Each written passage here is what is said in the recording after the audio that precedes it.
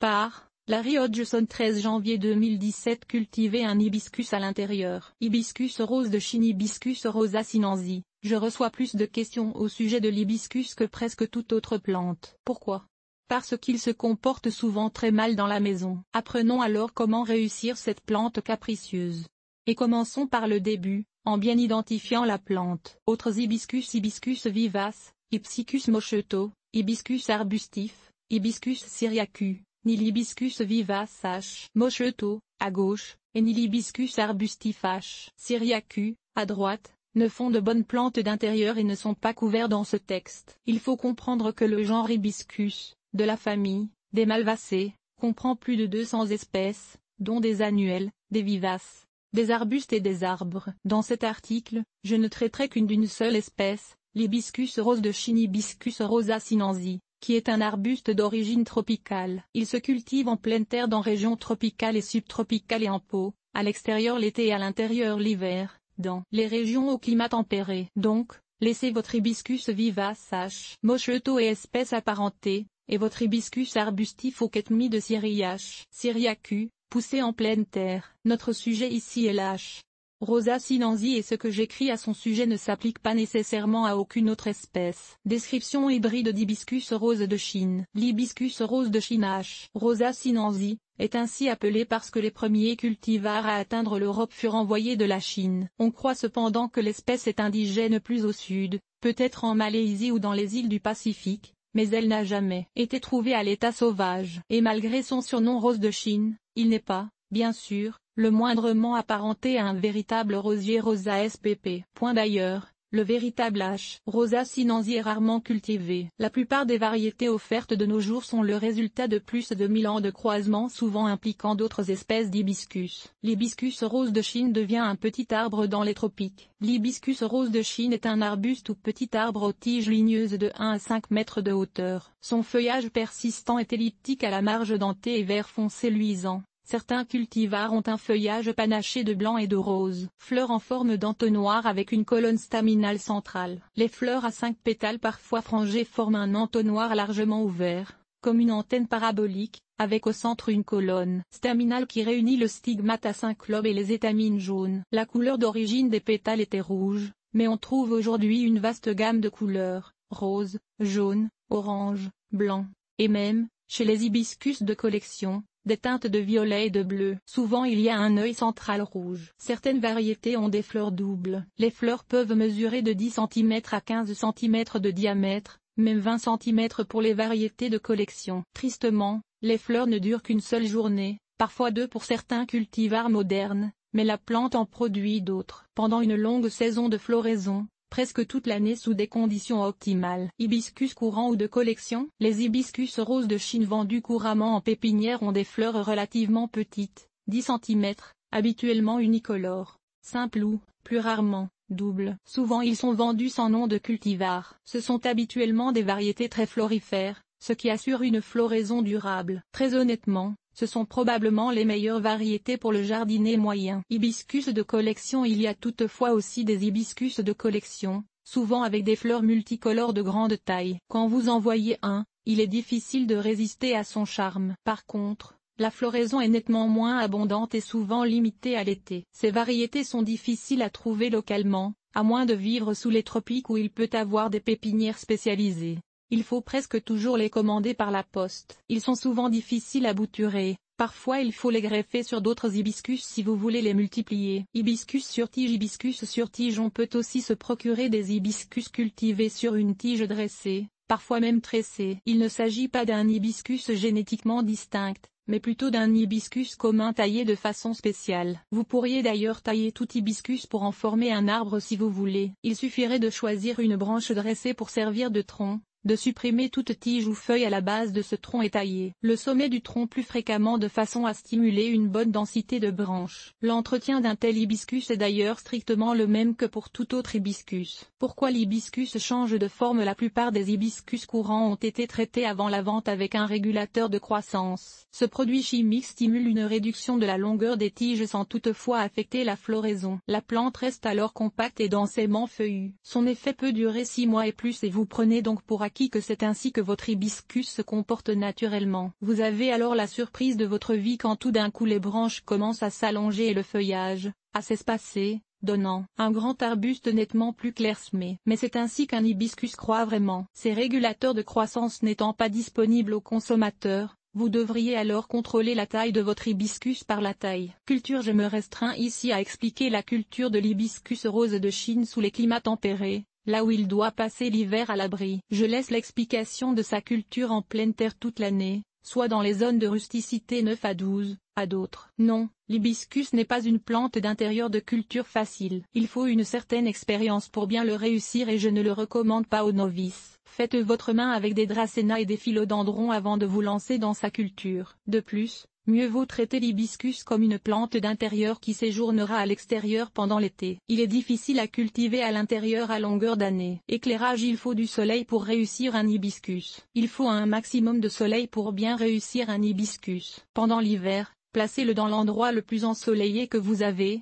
sans doute près d'une fenêtre orientée au sud. Quand le soleil commence à s'intensifier au printemps, vous pouvez l'éloigner de la fenêtre pendant les heures les plus chaudes. On peut aussi supplémenter le soleil ou même le remplacer avec un éclairage artificiel intense. Utilisez une minuterie pour lui offrir 16 heures de lumière par jour. Il est toutefois difficile d'éclairer également une plante d'une aussi grande taille. Souvent une plante cultivée sous un éclairage artificiel fleurit à son sommet, mais perd ses feuilles inférieures. L'été, quand la température nocturne dépasse fidèlement 10 C, commencez à acclimater la plante aux conditions extérieures en le plaçant à l'ombre pendant quelques jours, puis la mi-ombre avant de l'exposer au plein soleil. Arrosage en période de croissance. Arrosez abondamment dès que le terreau est sec au toucher. En période de semi-dormance, l'hibiscus peut s'assécher davantage. Température. Il peut tolérer jusqu'à 0 C, même moins pendant de courtes périodes, mais mieux vaut éviter de l'exposer à des températures inférieures à 10 C si vous voulez garder la plante en croissance. Il est souvent plus facile à cultiver si vous êtes capable de maintenir une température fraîche, environ 15 C, pendant l'hiver. Curieusement, malgré ses origines tropicales, l'hibiscus peut arrêter de fleurir quand il fait trop chaud, plus de 32 C environ. Par période de canicule, donc, il peut être utile de le transporter temporairement à un emplacement plus ombragé et frais. Humidité. L'hibiscus est sujet à la chute des feuilles et des baies zéro-utons floraux quand il est exposé à l'air sec, une situation courante dans nos maisons l'hiver. Aussi, sous de telles conditions, il est davantage sensible aux infestations d'insectes. Mieux vaut alors utiliser un humidificateur ou un plateau humidifiant pour augmenter l'humidité pendant les mois d'hiver. Fertilisation. L'hibiscus est une plante gourmande et apprécie des fertilisations régulières, mais à moins de le cultiver sous un éclairage artificiel, où la lumière est intense toute l'année, mieux vaut l'encourager à ralentir un peu l'hiver en arrêtant les fertilisations. Entre octobre et la fin de février, on peut le fertiliser avec tout engrais, réduisant le taux à un quart du dosage recommandé. Rempotage. L'hibiscus fleurit mieux quand il est un peu à l'étroit dans son pot. Donc,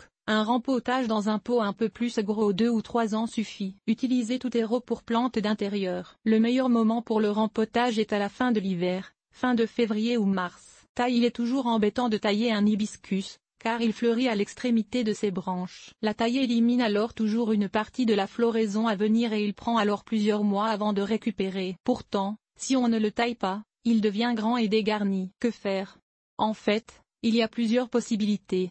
En voici deux. Si vous avez d'excellentes conditions de culture, donc une forte intensité lumineuse, une température supérieure à 15 C et une bonne humidité ambiante, donc une situation où votre hibiscus est capable de fleurir toute l'année, prenez l'habitude de rabattre une branche ou deux, les couper à 2/3 de leur longueur, aux 3 mois. Ce qui stimulera la pousse de nouvelles branches à cet emplacement. Avec cette taille régulière, vous garantissez qu'il y aura toujours un mélange de branches matures portant des boutons floraux et de jeunes branches garantes de floraison à venir. Une taille sévère à la fin de l'hiver stimulera une floraison abondante l'été. Si votre hibiscus ne fait que vivoter pendant l'hiver, faute d'un éclairage suffisant, d'ailleurs la situation habituelle dans la plupart des maisons, rabattez plutôt toutes les branches à la fin de février, ce qui donnera à la plante le temps de refaire de nouvelles branches avec beaucoup de boutons floraux à temps pour la saison estivale. La rentrée automnale. Jaunissement provoqué par une rentrée trop tardive de la plante. La plus grosse gaffe des débutants est de rentrer leur hibiscus trop tardivement. Quand on le laisse à l'extérieur longtemps,